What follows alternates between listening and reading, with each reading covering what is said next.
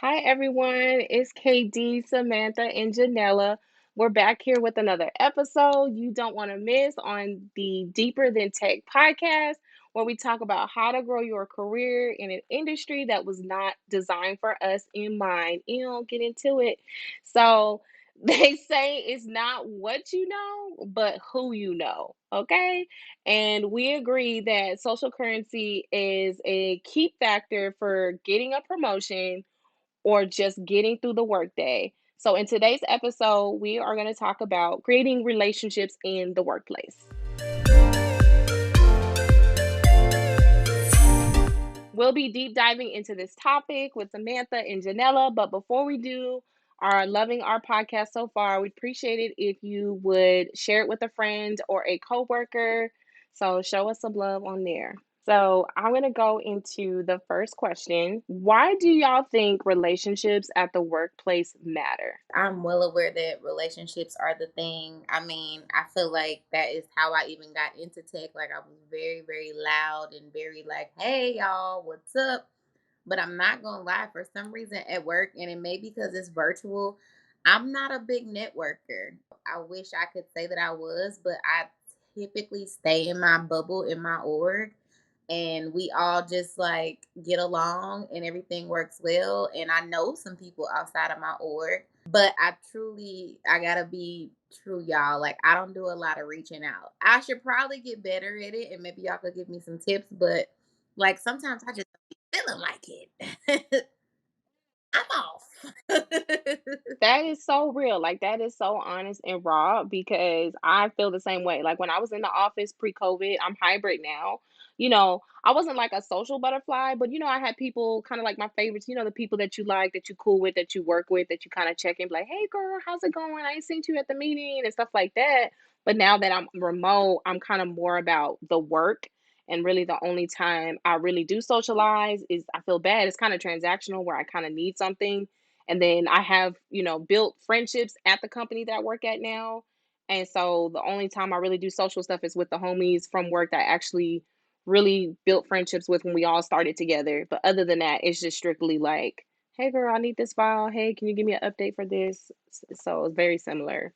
Yeah, it's more transactional than friendly because working Yeah. remotely, we're not seeing people day to day. We're just seeing their picture on Slack. So, how do you create those Right. relationships when you can't see people? Okay. So the next question I'm going to ask is, how can you create those relationships at the workplace? So I know we talked about in a previous, like, it's much harder since we're kind of work from home and also hybrid for some people. So how do y'all address that? I feel like as a scrum master, that is my lane, is like team building and making sure that we are collaborating in spaces that aren't always about the work and the project. So I think that's what you can do. Happy hours, virtual happy hours. If you are, in a place where you have a lot of people that work in, like in the city, then maybe you guys can meet up. But like now, my teams are all over, so I don't really have the possibility to like meet up with them. I will say that we do have happy hours as a company, so that may be a better opportunity for me to network with other folks, like we were talking about earlier, which I lack. So I'm thankful that we are starting to kind of creep out and do more in person events, whereas for the last 2, 3 years, it's been like, who are y'all? But I would say if you are stuck virtual, even if you are in person, team building exercises, happy hours, icebreakers, or just like fun questions, not the basic, questions, but like fun questions, reaching out to check on somebody. Like, I do midday check ins with my team. It's not really to get like a status. It's just like a how are you doing? How are you progressing? Like, do you need anything?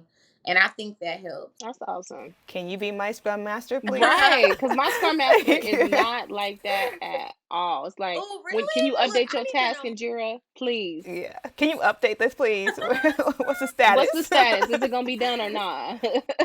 But maybe I need to get more like that though. No, No, nah. We all have different working we styles, and if that's do. working for you, Is it it's done or not? yes, exactly. But yeah, that's a no when trying to build relationships. You do not manage or bully people. Like, you come to somebody how you would want them to come to you. And I know I don't like people breathing down my neck. So Yeah, so bringing it back to just like virtual, because I'm not gonna go back to the office. I might like pop in once or twice a year, but it's not like going to be my daily thing. So I would say try to find a buddy, somebody that seems kind of friendly. Maybe find the person that you interviewed with and try to like get on their calendar mostly because then they'll introduce you to other people. And we have this thing at my job called office hours where it's like a list of people who are specialized in certain things. Like they could be specialized in puzzle making, they could be specialized in finding the best trends on social media, and you just kind of just hop into their office hours and you just chat with them. Sometimes you actually talk about tech, but sometimes you just like get to know people, and one person can like lead you into another direction, which is what we're here. Like that's what we need is like don't just get stuck with one group of people. Make sure you have a wide breadth of people. So like I'm an engineer. I shouldn't just know engineers. I need to know product managers. I need to know awesome scrum managers like Genella.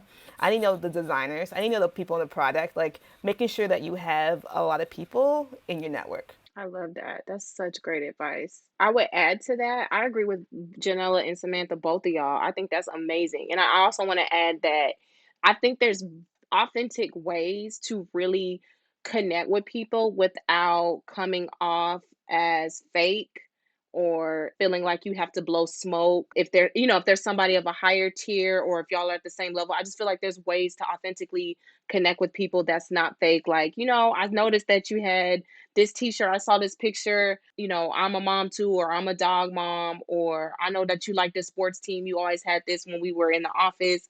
I feel like there's ways that you can find to connect and relate to people that, like kind of what Samantha was saying, that's not necessarily in your silo or even the same color as you too, or even the same job role, because some of the people that I have the best relationships with are not all engineers. Some of my friends are scrum masters and project managers that are not in the tech, or they're in the tech space, but they're not engineers.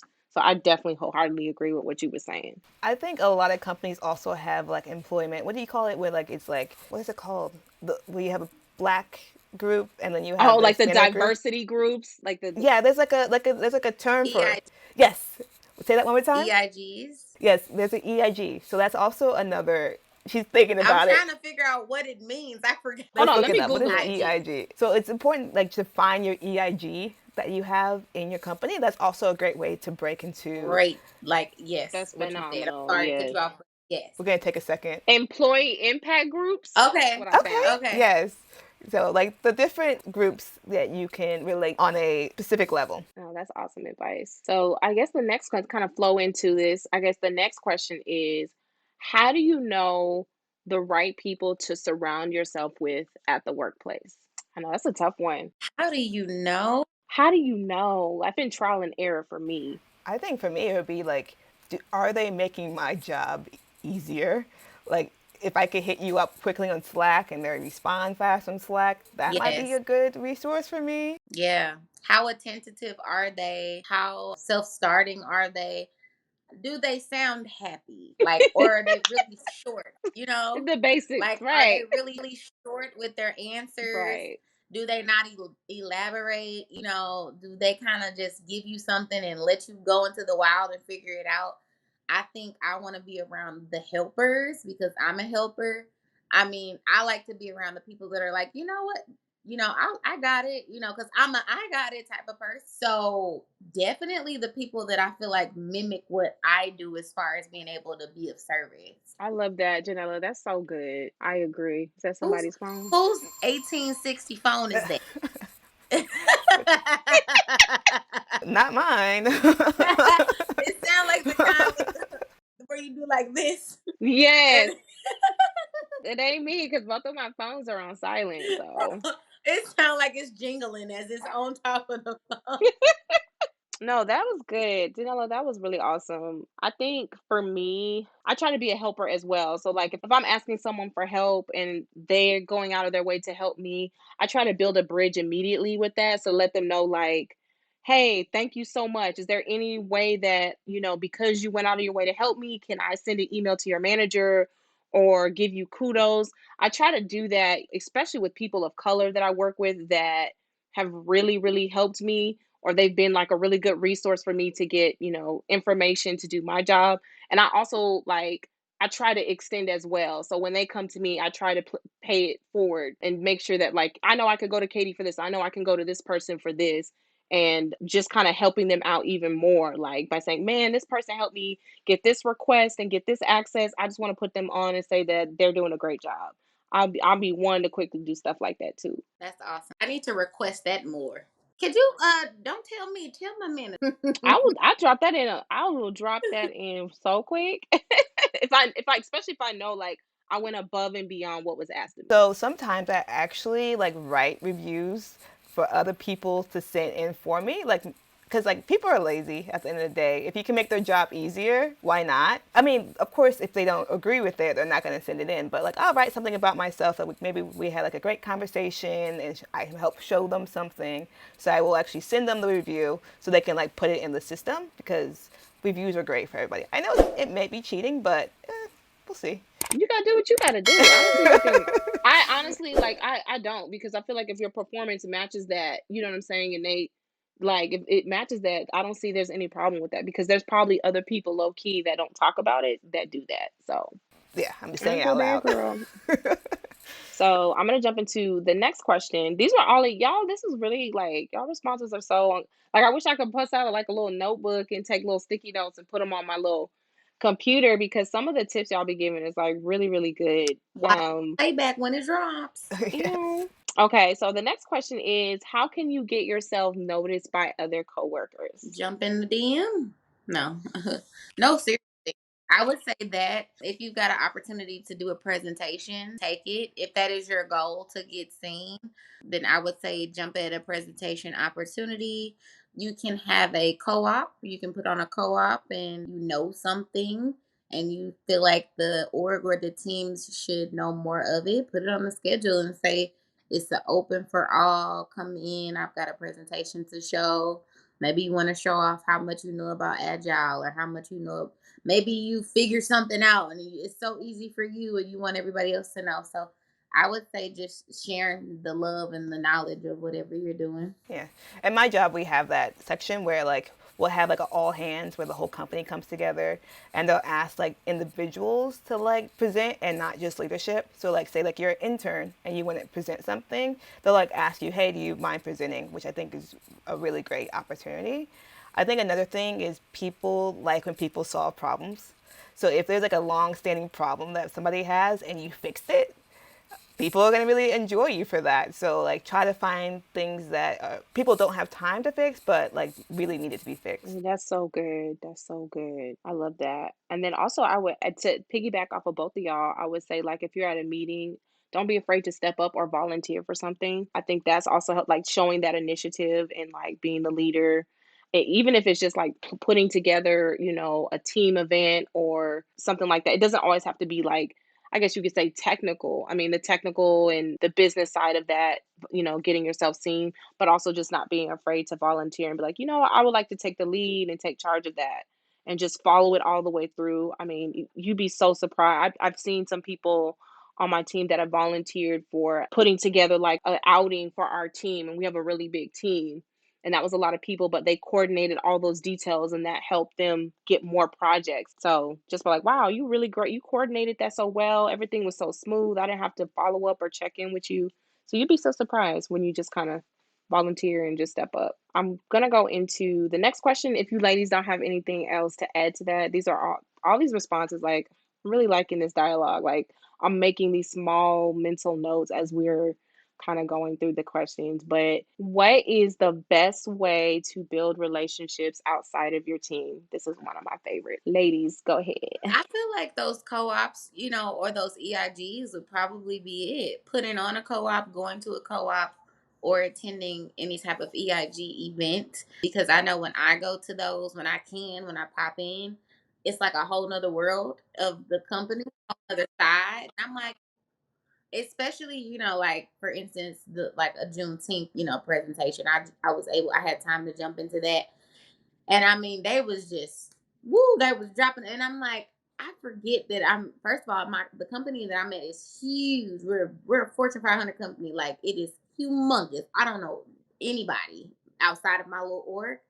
When I'm in these groups, it's literally a whole nother side of the company, and then they're speaking the same language. They look like me. It's black women, black men, and they have the autonomy and the space and the safety to like no code switch. Like they drop gems about Juneteenth or like the struggles that we have in the workplace, and I feel like that's the one major way you can build those relationships. And just reach out. Hey, I love your presentation. Hey, I saw that you were, in the EIG presentation, and I heard you ask a question. I thought that was a great question. Like, let's stay in touch. Super important to reach out to people. People aren't going to come to you. You need to start reaching out to people to start building those relationships. And it's really hard. I'm an introverted person, so glad there is remote working so that I can just Slack people, DM people. It might be a little bit harder for me if I was in person, but you have to just start putting yourself out there to create those relationships. And it feels good to know that you've impacted somebody. So to just tell somebody like, hey, that question really hit home for me, or that hit home for me. Like, thank you. Yes, because sometimes people don't want to say what's on their mind, but like when somebody else says it, they're like, yes. Yes. Right. What she said. Yes. +1. No, I agree with both of y'all's responses. I think they're awesome. I definitely agree with the EIG, and Samantha, I definitely wholeheartedly agree with you about like just putting yourself out there, and you just if for the relationships that you want, there you have to seek them. They're not just going to magically pop up and you have to manifest them. But I also wanted to add to y'all cuz I was like, "Oh man, I don't really had nothing to add cuz they like y'all didn't say everything that I was going to say anyway." But one of the things is like too is like don't be afraid to go to happy hours too if they have them. I know there's different Slack groups. Literally, there's a Slack group at my job in my department where we have a Slack group called Brunchy Brunch. And so some of us from different people of color and people that are not people of color, we will go to brunch once a month on a Saturday, and somebody will pick a new brunch spot in the city, and we'll have our little mimosas, honey, and we'll have a little kiki. And so basically, those are like the best relationships and the best dialogue because you get to see. And the reason I say it's good to do happy hour and like Samantha said is seek people outside of your comfort zone in those relationships. And then Genella was like, you need to be in those EIG groups, honey. But I think that people get to unmask a little bit when you meet them outside of work, and you get to realize like how much you have in common with them, and sometimes you'll get the tea about stuff that's going on at work that you wouldn't normally get if you were in the office. And so sometimes those have been the best mentoring opportunities for me in my career, and for some of my other peers has been at those happy hours and those get-togethers and stuff like that. So most definitely I think that's awesome. Eventbrite, Meetup, and LinkedIn as well. I mean, if we talking about outside of Yes. our teams, that includes people outside of our company, and so those are three super resourceful platforms that you can link up with people to. No, I'm glad you brought that up. That's good because a lot of people don't know that. So that's really good. And then the last question, man, we got through this so fast. Get into it. Okay. Samantha has a serious look on her face, like, okay, girl, get to it. I'm just Okay, so focused, the yeah. I was just like, I can't tell if I can't read her emotions. It's kind of hard to read, but do you ask coworkers to write reviews for you? Hello, she does, but I'm gonna start. I'm gonna start. Well, I'm gonna start because I mentioned that I'm definitely gonna start. I've written a review for somebody. That was my first time ever being asked. Again, I'm kind of new to the corporate space, so when I was asked, I was like, "Hell yeah!" And she was a woman of color, but I didn't know that was a thing. I didn't know that was a culture thing. I heard it once again not too long ago, and so now we're talking about it, and it's like, yeah, they compliment me all day, all the time. Write that review, okay? Super important to get reviews from people because your manager is not seeing what you're doing every single day. And you need that allyship to help you get to that next level. So make sure you take screenshots of all the reviews, put it in like a little doc so that when you talk about, hey, I'm ready for the next level, you have people backing you in that decision. Oh, that's so good. I learned again. So this is something I actually never done before is asking coworkers to write reviews.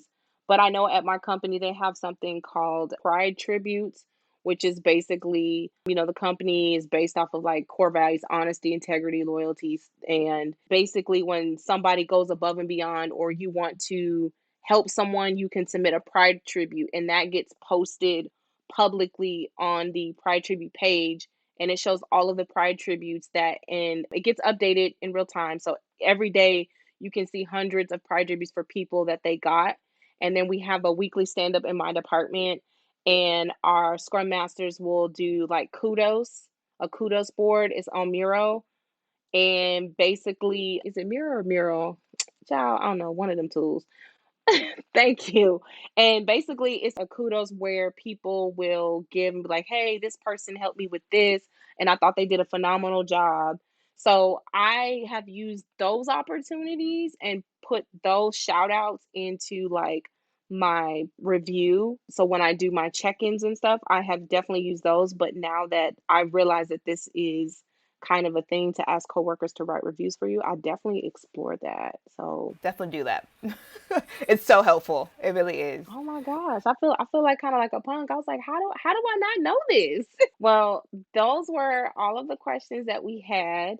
So basically, everyone needs other people, but most of us also fear relying on others or exposing our weaknesses to them. And we all want to feel truly connected to other people. We want authentic relationships that provide us with both physical and emotional closeness, as well as the opportunity for personal growth. Thanks, y'all, for listening to another episode of Deeper Than Tech podcast. And I'll get into it with our girls, Janelle and Samantha. We would love if you can also tag us on social media at Deeper Than Tech and let us know that you're actively listening. And then we've been loving to hearing your feedback, and we would appreciate it if you would give us a thumbs up on Apple Podcasts and leave us a review of what you think so far. So until then, Bye. bye.